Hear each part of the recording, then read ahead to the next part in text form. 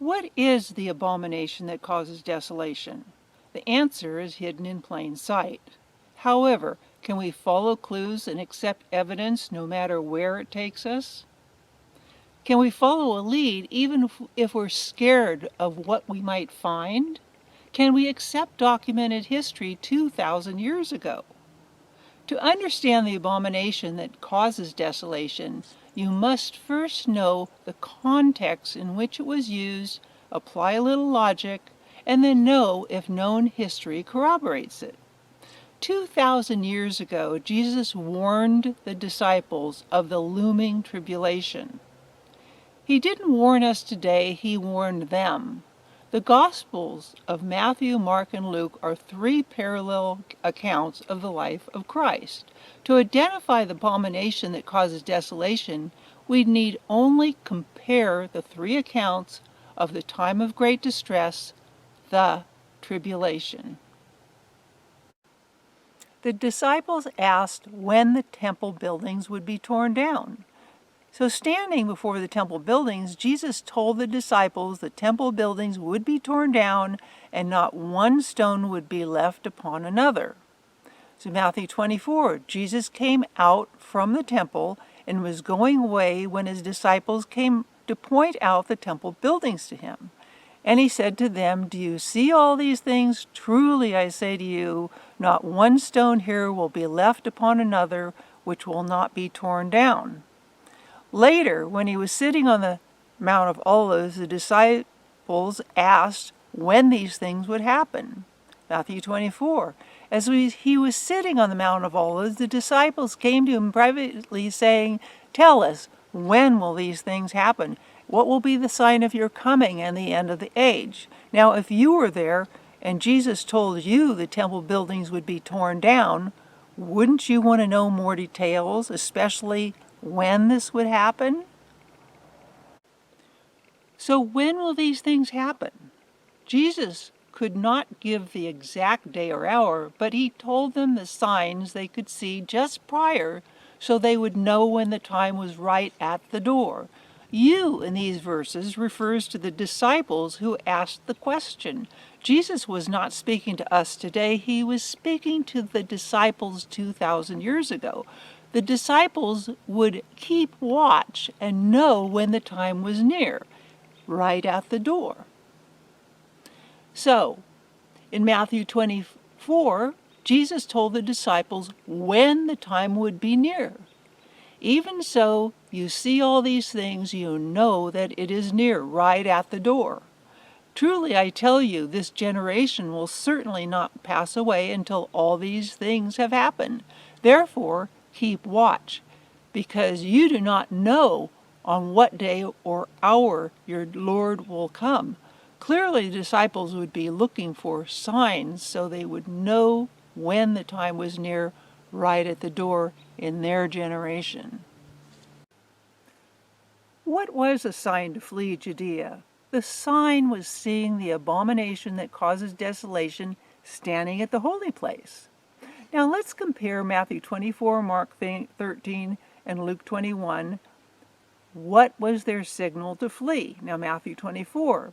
So when you see standing at the holy place the abomination that causes desolation, spoken of through the prophet Daniel, let the reader understand, then let those who are in Judea flee to the mountains. Mark 13, when you see the abomination that causes desolation standing where it does not belong, let the reader understand, then let those who are in Judea flee to the mountains. And Luke 21, when you see Jerusalem being surrounded by armies, you will know that its desolation is near. Then let those who are in Judea flee to the mountains. Let those in the city get out, and let those in the country not enter the city. Jesus told the disciples that temple buildings would be torn down, and the disciples wanted to know when this would be with more details. Most important, they needed to know when to flee, when to get out of Jerusalem and Judea. Jesus told them exactly when to leave. According to Matthew, they were to get out when they saw standing at the holy place the abomination that causes desolation. According to Mark, they were to get out when they saw the abomination that causes desolation standing where it does not belong. According to Luke, they were to get out when they saw Jerusalem surrounded by armies, and then they would know its desolation was near. So when were they to flee? When they saw the abomination that causes desolation standing at the holy place, or when they saw Jerusalem surrounded by armies? The answer is both. The abomination that causes desolation standing at the holy place is armies surrounding Jerusalem. According to Luke, the desolation of Jerusalem would be near when they saw the city surrounded by armies. What causes desolation? Armies. What is the abomination that causes desolation? Armies cause desolation. The abomination that caused desolation is armies that surround Jerusalem and the holy place. The same words are found in Daniel 9:27, written nearly 600 years earlier. And he will make a firm covenant with many for 1 week, but in the middle of the week he will put a stop to sacrifice and grain offering, and on the wing of abominations will come one who makes desolate, even until a complete destruction, one that is decreed, is poured out on the one who makes desolate. So, on the wing of abominations will come one who makes desolate. That is consistent. Wing of abominations most likely refers to the wing of the army, a term still used today. One who makes desolate came on the wing of an army. So the question is, did this happen during the Jewish wars?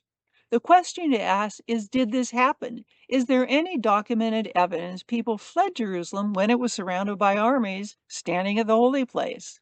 And did they escape prior to the city being laid desolate in AD 70? A little history from Josephus's Wars of the Jews tells the story. In the year 66, when the Jewish wars began, the army commanded by the Roman general Cestius marched to Jerusalem with the intent of besieging it. He made it all the way to the northern quarter of the temple wall to break in there. The Romans rested their shields on the northern temple enclosure wall, and they were ready to set fire to the gate of the temple. At that point, Cestius recalled his soldiers and retired from the city without any reason in the world. Upon the foolish retreat, many abruptly and out of fear ran out of the city as if it were to be taken immediately. That was in the year 66. Jesus warned the disciples to flee Jerusalem when they saw the city surrounded by armies and when they saw the abomination that causes desolation standing at the holy place. The Jewish wars began 36 years later in the year 66. Jerusalem was invaded twice by the Romans, the first time in the year 66, which was when Cestius made his foolish retreat, and the second in the year 70 when the Romans took down the temple. The first time Jerusalem was invaded by the Romans in 66, many fled the city when they saw the abomination that causes desolation, the armies that caused desolation, when they rested their shields on the temple wall. Shortly after they fled, the city was closed up and people couldn't leave. Around 1,100,000 Jews were killed in Jerusalem, and 97,000 were taken captive in the 70 invasion. Hundreds of thousands were killed in other cities. William Whiston translated Wars of the Jews, and here is one of his footnotes. There may another very important and very providential reason be here assigned for this strange and foolish retreat of Cestius, which, if Josephus had been now a Christian, he might probably have taken notice of also, and that is the affording the Jewish Christians in the city an opportunity of calling to mind the prediction and caution given them by Christ about 33 years and a half before, that when they should see the abomination of desolation, the idolatrous Roman armies with the images of their idols in their ensigns, ready to lay Jerusalem desolate, stand where it ought not, or in the holy place, or when they should see Jerusalem encompassed with armies, they should then flee to the mountains. By complying with which, those Jewish Christians fled to the mountains of Perea and escaped its destruction. Nor was there perhaps an instance of a more unpolitic but providential conduct than this retreat of Cestius visible during this whole siege of Jerusalem, which yet was providentially such a great tribulation as had not been from the beginning of the world to that time, nor ever should be. Josephus also, in Wars of the Jews, wrote this: after this calamity had befallen Cestius, many of the most eminent of Jews swam away from the city as from a ship when it is going to sink. Can anyone say this was not a time of great distress? Can anyone say this was not the tribulation? Can anyone say that seeing the abomination that causes desolation standing at the temple wall, the armies surrounding Jerusalem, did not trigger the true Christians to leave? Can anyone say Jesus' warning to the disciples was not opportune? Can anyone say the coming tribulation of the Jewish wars in and around Jerusalem was not Jesus' intent? The time of great distress in Jerusalem foretold by Jesus parallels the historical account written by Josephus. The time of great distress in Jerusalem, the tribulation, began in the year 66 when the Jewish wars began and ended in 73 with the takedown of Masada. My book, Prophecy Paradox: The Case for a First Century End Time, provides a short version of the Jewish wars written by Josephus and provides all references which anyone can easily look up in original documents. You can find it at Amazon in the link below.